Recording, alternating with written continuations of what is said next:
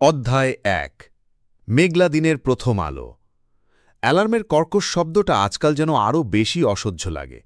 হয়তো জীবনটাই এমন একটা কর্কশ রুটিনে বাধা পড়ে গেছে বলেই।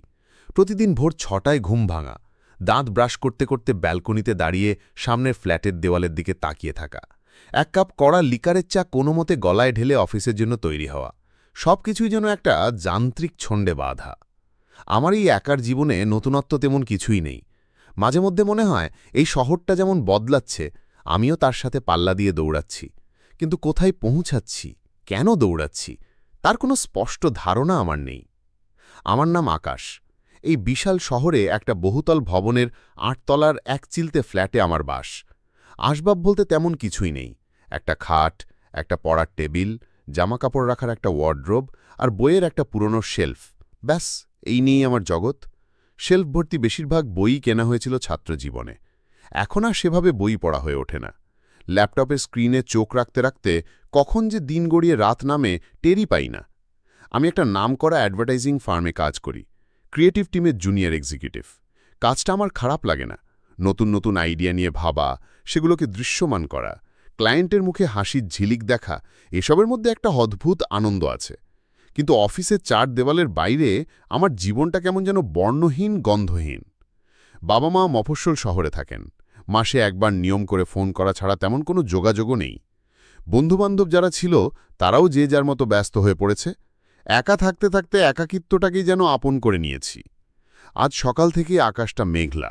ইলশেগুড়ি বৃষ্টি পড়ছে কি পড়ছে না, এমন একটা ভেজা ভেজা আবহাওয়া। এই আবহাওয়াটা আমার বরাবরই প্রিয়। মনটা কেমন যেন উদাস হয়ে যায়। ব্যালকনিতে দাঁড়িয়ে কফির মগটায় আলতো চুমুক দিতে দিতে দেখছিলাম রাস্তার ওপারের কৃষ্ণচূড়া গাছটা বৃষ্টিলে ভিজে আরও সবুজ হয়ে উঠেছে। একটা দুটো পাখি কিচিরমিচির করছে তার ডালে। ভালো লাগছিল, কিন্তু বেশিক্ষণেই ভালো লাগাটা ধরে রাখা গেল না। ঘড়ির কাঁটা জানান দিচ্ছে অফিসের জন্য বেরোতে হবে। অফিসে ঢুকে নিজের কিউবিকলে ব্যাগটা রেখে কম্পিউটার অন করতেই স্ক্রিনে ভেসে উঠল একটা গাধা মেল। কয়েকটা ক্লায়েন্ট মিটিং, কয়েকটা নতুন ব্রিফ আর কিছু পুরনো কাজের ফলো আপ। রুটিন মাফিক কাজগুলোয় মন দেওয়ার চেষ্টা করছিলাম, কিন্তু কেন জানি না আজ কিছুতেই মনোযোগ বসাতে পারছিলাম না। কানের হেডফোনে হালকা ভলিউমে বাজত প্রিয় ব্যান্ডের গান, তবুও চারপাশের কোলাহল ভেদ করে মনের ভেতর একটা অদ্ভুত শূন্যতা কাজ করছিল। আমাদের ফ্লোরটা বেশ বড়, সারি সারি কিউবিকল, সবাই যে যার কাজে ব্যস্ত। কেউ ফোনে ক্লায়েন্টের সাথে কথা বলছে, কেউ কিবোর্ডে ঝড় তুলছে, কেউ আবার গম্ভীর মুখে ডিজাইন ফাইলের দিকে তাকিয়ে আছে। আমার ঠিক সামনের দুটো কিউবিকল পরেই বসেন রহমান সাহেব, আমাদের টিমের হেড। রাশভারী মানুষ, কিন্তু কাজের ক্ষেত্রে অসাধারণ। তার বাঁ পাশে খালি জায়গাটা আজ সকাল থেকেই আমার চোখে পড়ছিল। সাধারণত ওখানে বসেন রুবিনা আপা, আমাদের টিমের আরেকজন সিনিয়র। তিনি নাকি কয়েকদিনের ছুটিতে আছেন। লাঞ্চের একটু আগে রহমান সাহেব আমাদের কজনকে তার রুমে ডাকলেন। নতুন একটা প্রজেক্ট এসেছে, নামকরা একটা বেভারেজ কোম্পানির নতুন প্রোডাক্ট লঞ্চিংয়ের ক্যাম্পেন। বেশ বড় কাজ আর চ্যালেঞ্জিংও। রহমান সাহেব ব্রিফটা বুঝিয়ে বলার পর আমাদের সবার দিকে তাকিয়ে বললেন, এই প্রজেক্টে তোমাদের সাথে আরও একজন যোগ দিচ্ছে। সে আজকেই জয়েন করার কথা। বৃষ্টি রহমান। এর আগে অন্য একটা এজেন্সিতে ছিল, বেশ ভালো কাজ করে শুনেছি। বৃষ্টি নামটা কানে যেতেই বুকের ভেতর একটা অচেনা সুর বেজে উঠল যেন। কেন যেন? হয়তো মেঘলা দিনের সাথে নামটার একটা অদ্ভুত সাদৃশ্য খুঁজে পেয়েছিলাম। অথবা হয়তো আমার এই বর্ণহীন জীবনে নতুন কোনো রঙের আগমনের অপেক্ষায় ছিলাম আমি নিজেই। রহমান সাহেবের ঘর থেকে বেরিয়ে নিজের কিউবিকলে এসে বসলাম। মনটা কেন যেন একটু চঞ্চল হয়ে উঠেছিল। বৃষ্টি নামের মেয়েটা কেমন হবে, দেখতে কেমন, কথা বলে কেমন, এসব এলোমেলো চিন্তা মাথায় ঘুরপাক খাচ্ছিল। হয়তো নতুন সহকর্মী আসছে, তাই এই স্বাভাবিক কৌতূহল।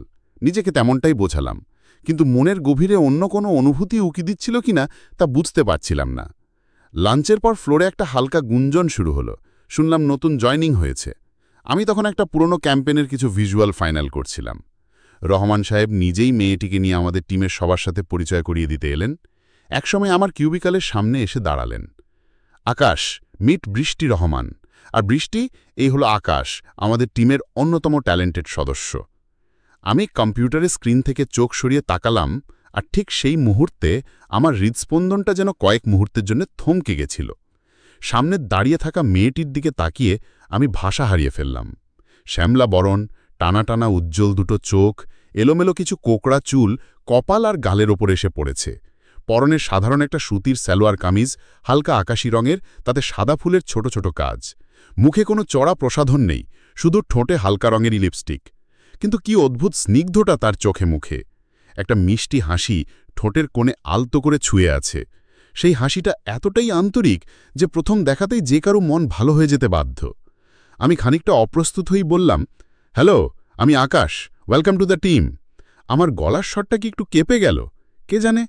বৃষ্টি আমার দিকে তাকিয়ে সেই মিষ্টি হাসিটা আরেকটু ছড়িয়ে দিয়ে বলল, হ্যালো আকাশ, থ্যাংক ইউ, আশা করি আপনাদের সাথে কাজ করে ভালো লাগবে।